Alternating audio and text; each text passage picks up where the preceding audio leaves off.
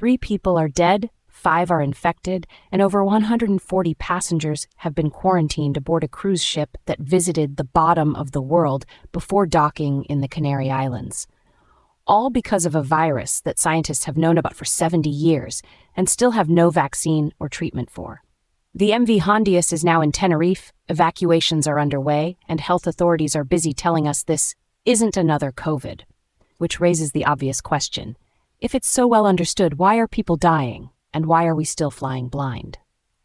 Joining me now are Alex Park, our technology and science analyst, and Marcus Webb, our defense and security analyst. Alex, let me start with you.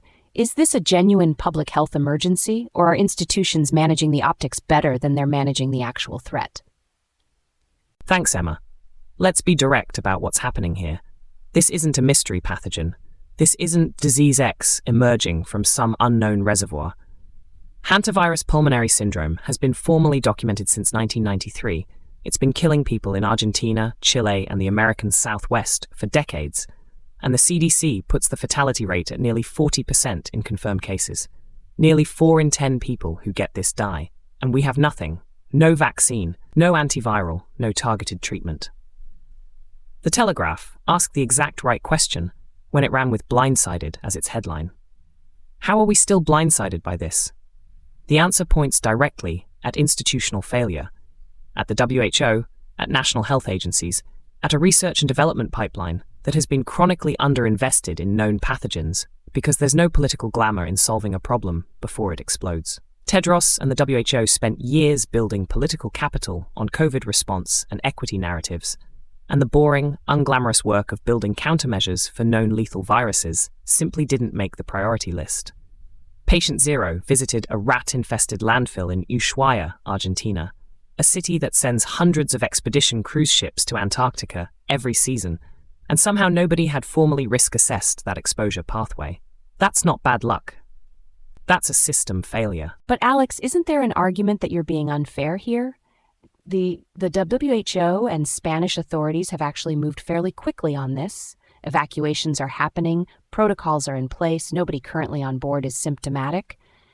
Doesn't that suggest the system is actually working? And Marcus, what's your take on this? Well, look, I think Alex is right on the research deficit, but he's conflating 2 separate problems, and it's muddying the analysis. The evacuation response in Tenerife has been genuinely competent. Spain has handled the logistics well, the quarantine protocols appear sound, and the fact that there are no new symptomatic cases on board is meaningful data, not spin.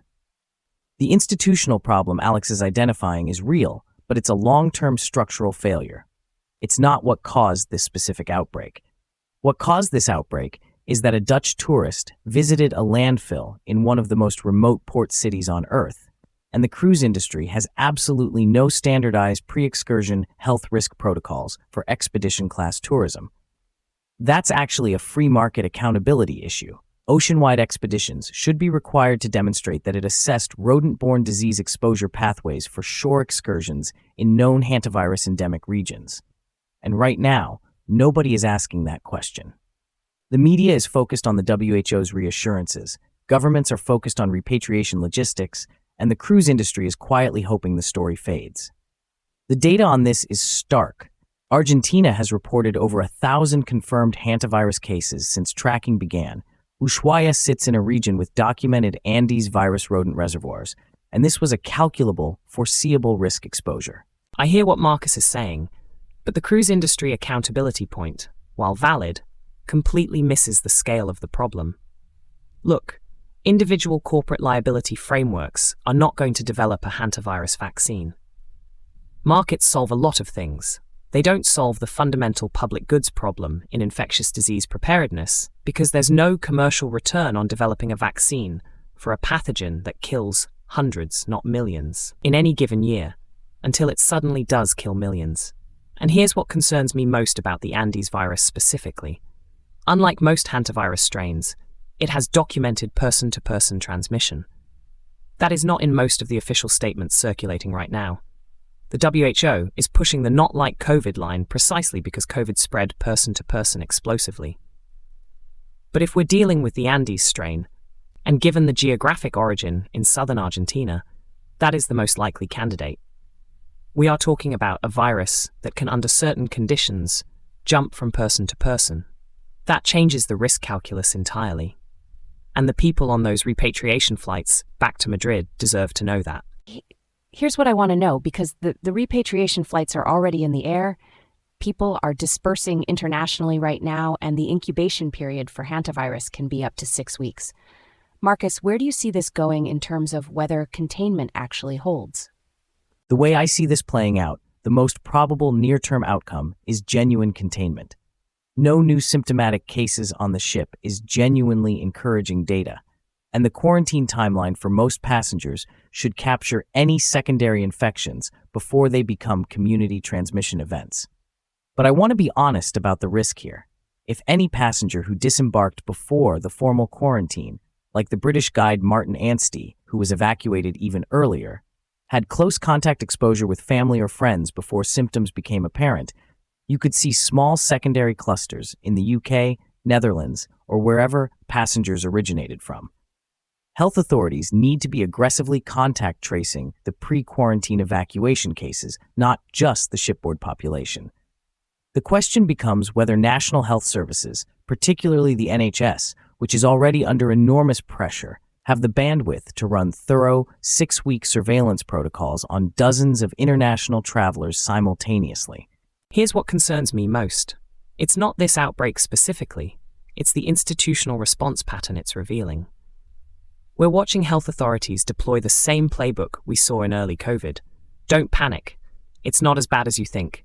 We have protocols in place. That playbook failed catastrophically in 2020 because by the time the reassurances stopped, containment was impossible. If the Andes strain does demonstrate person-to-person spread in any of the repatriated cases, the credibility cost of having front-loaded all the "this isn't COVID" messaging will be enormous. And the research gap doesn't close itself. 70 years of knowing this virus exists, 30 years of tracking its lethal American variants, and the pipeline for countermeasures is still essentially empty. That's not a market failure.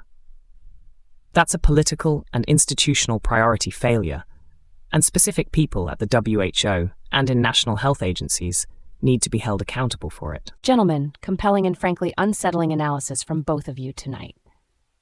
Alex Park, Marcus Webb, thank you. One thing's for certain, somewhere in Ushuaia, the rats aren't reading the WHO's reassurance briefing, and neither should we.